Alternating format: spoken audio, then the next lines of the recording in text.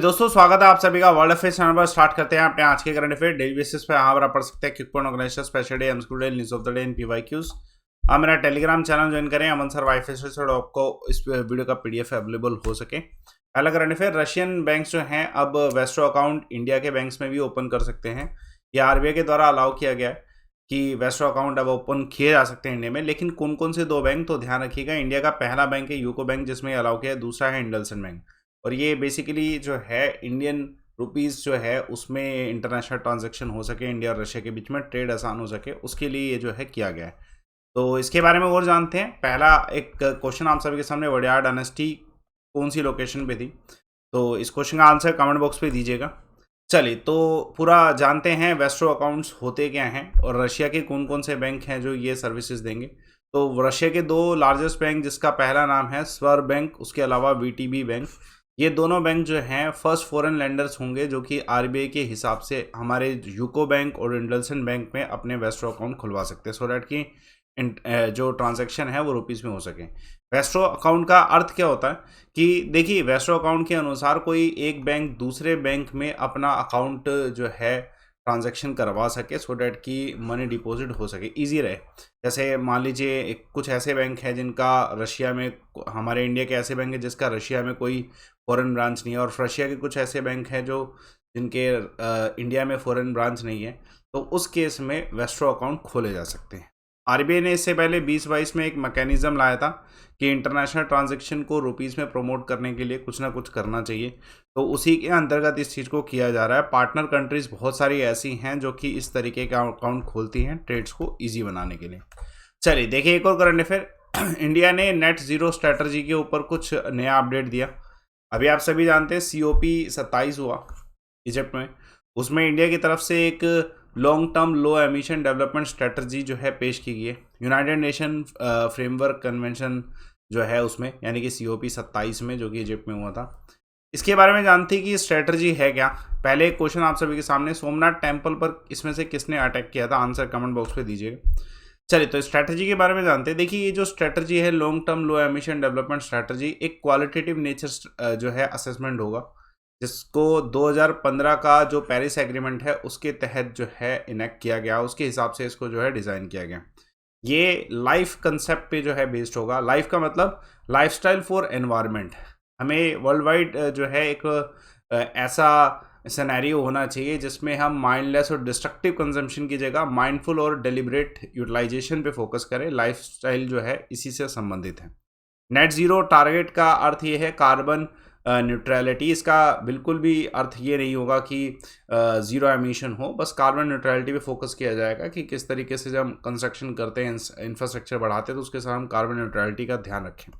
India इसको achieve करने के लिए, नेट ज़ीरो टारगेट को अचीव करने के लिए बहुत सारे प्रोग्राम चला रहे हैं, जैसे perform, achieve and trade, pet scheme है, नेशनल हाइड्रोजन मिशन। उसके अलावा हमारी जो एनर्जी एफिशिएंसी है उसको इंक्रीज़ किया जा रहा है, रिसाइकलिंग पे ध्यान दिया जा रहा है, रिड्यूस एमिशन पे ध्यान दिया जा रहा है कि एमिशन रिड्यूस किया जाए, कार्बन एंड ऑल। चलिए तो पहला करंट अफेयर आप सभी के सामने, इंटरनेशनल ट्रेड फेयर इस बार का जो है कहाँ पे हो रहा है? ऑब्वियसली ये दिल्ली में होता है, लेकिन इसमें ध्यान रखिएगा कि इस बार का एडिशन कौन सा है। 42nd एडिशन है, जो कि इस बार 14 नवंबर से 27 नवंबर के बीच में चलेगा। प्रगति मैदान में ही इसे जो है हर बार किया जाता है। तो इंडस्ट्री मिनिस्टर जो है हमारे पीयूष गोयल जी, कॉमर्स मिनिस्टर पीयूष गोयल जी, इनके द्वारा इसे इनोग्रेट किया। Even minister of state commerce के बहुत सारे अदर मंत्री जैसे अनुप्रिया पटेल, सोम प्रकाश, ये भी जो है इसमें उपस्थित थे, है ना। तो ये क्वेश्चन आपको मिल सकता है। एक और करंट अफेयर देखिएगा, 22nd भारत रंग महोत्सव जो है लॉन्च किया गया, कहाँ पे? मुंबई। अमृत महोत्सव पॉडकास्ट जो है किस यूनियन मिनिस्टर ने लॉन्च किया? GK रेड्डी के द्वारा। एक और करंट अफेयर, ये अवार्ड जो है स्टेट टूरिज्म का अवार्ड है। कौन सी स्टेट की टूरिज्म ने जो है रिस्पॉन्सिबल टूरिज्म ग्लोबल अवार्ड जीता है वर्ल्ड ट्रेवल मार्ट में?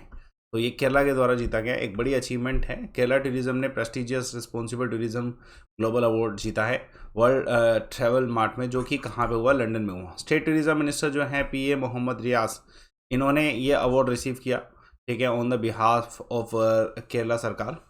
और इसमें जो है ना एक स्पेशल मिशन है जो कि जल मार्ग प्रोजेक्ट जो केरला सरकार ने स्टार्ट किया था, उसको स्पेशली रिमार्क किया गया जिसकी वजह से ये जीते, ठीक है। है ना। स्ट्रीट प्रोजेक्ट जो रखे गए मिशन रिस्पॉन्सिबल टूरिज्म के अंतर्गत गवर्नमेंट ऑफ केरला के द्वारा, उसी की वजह से जो है ये जीत पाए। एक और करंट अफेयर, चालो शो जो है ये ऑफिशियल एंट्री है ऑस्कर 2023 के लिए, कौन सी लैंग्वेज में मूवी है? तो आंसर गुजराती लैंग्वेज में। देखिए, कौन सी स्टेट को न्यूट्रिशियस ग्रेन अवार्ड 2022 मिला है? मिलेट जो है उनको प्रमोट करने में छत्तीसगढ़ को मिला। एक और करंट अफेयर, एशियान में 10 मेंबर हैं और अब एक 11वां मेंबर भी जुड़ने वाला है, ये एक्सेप्ट कर दिया इन प्रिंसिपल एक्सेप्ट किया गया। तो कौन सा इसमें से देश 11वां मेंबर होगा एशियन का? तो तिमोर लेस्ट इस क्वेश्चन का आंसर है। देखिए, तिमोर लेस्ट ने अप्लाई किया था एशियन का मेंबर बनने के लिए 2011 में। अब ये ऐसे अगर देखा जाए तो 10 मेंबर हैं एशियन में association of south east Asian nation में। अब तिमोर लेस्ट जो है 11th बनेगा, और ये अभी हाल फिलहाल में एक मीटिंग हुई थी कंबोडिया में, वहाँ पे इस चीज़ को डिसाइड किया गया। बाकी मेंबर्स आपके सामने ब्रूने, Cambodia, Indonesia, Laos, Malaysia, Myanmar, Philippines, Singapore, Thailand, Vietnam. India इसका मेंबर नहीं है ऑब्वियसली। उसके अलावा दोस्तों एक और current affair, India European union security and defence consultation पहली बार हुआ कहाँ पे? ब्रुसेल में। यूनियन मिनिस्टर नितिन गडकरी जी के द्वारा मंथन सम्मेलन ऑर्गेनाइज किया गया कहाँ पे? बेंगलोर में। एक और करंट अफेयर देखिए, वेरी इंपॉर्टेंट, श्लोक मुखर्जी जो कि हाल फिलहाल में डूडल टाइटल गूगल 2022 जीते हैं, कौन सी स्टेट से संबंधित है? तो ध्यान रखिएगा, ये जो व्यक्ति हैं, जो चाइल्ड हैं श्लोक मुखर्जी, ये कोलकाता से संबंधित हैं। इनके द्वारा अभी ये जो आप इधर इमेज देख रहे हैं डिज़ाइन भी किया गया था, इसकी वजह से डूडल गूगल कंपटीशन जो है जीते हैं। का टाइटल जो रखा गया, India on the centre stage, है ना। तो इनका जो डिज़ाइन है ये फीचर भी किया गया गूगल के होम पेज में, अभी चिल्ड्रंस डे भी हुआ था तब भी इसे फीचर किया गया, है ना। तो इम्पोर्टेंट क्वेश्चन आपको मिल सकता है। उसके अलावा गूगल ने ज्वाइन किया है कौन सी मिनिस्ट्री के साथ इंडिया की उड़ान इनिशिएटिव के लिए? तो मिनिस्ट्री ऑफ संस्कृत के साथ। उसके अलावा जो है जो कौन सा इसमें से सिटी है इंडिया में जो कि ट्रैफिक डाटा पब्लिक लाया है गूगल के सामने के? तो औरंगाबाद। एक और क्वेश्चन देखिए, कल एक सवाल पूछा गया था हॉर्नबिल से संबंधित, तो हॉर्नबिल जो है कहाँ पे ऑर्गेनाइज किया जाता है फेस्टिवल? तो नागालैंड में ऑर्गेनाइज किया जाता है। अमन का आंसर बिल्कुल सही। अब बाकी आंसर भी सही है। आज का सवाल देखिए, सुंदरी जो है ये स्पेशल स्पीसीज ऑफ ट्री है, ये कहाँ पे पाए जाते हैं? आंसर कमेंट बॉक्स पे दीजिएगा। टेलीग्राम चैनल ज्वाइन करेगा अमन सर वाईफाई स्टडी। और दोस्तों सारे के सारे जो स्टूडेंट्स हैं वो एक बेहतरीन सब्सक्रिप्शन अगर लेना चाहते हैं तो अनलिमिटेड एक्सेस के लिए लाइव अमन कोड एक्सेस यूज़ कर सकते हैं। डिस्काउंट भी इसी से मिलेगा।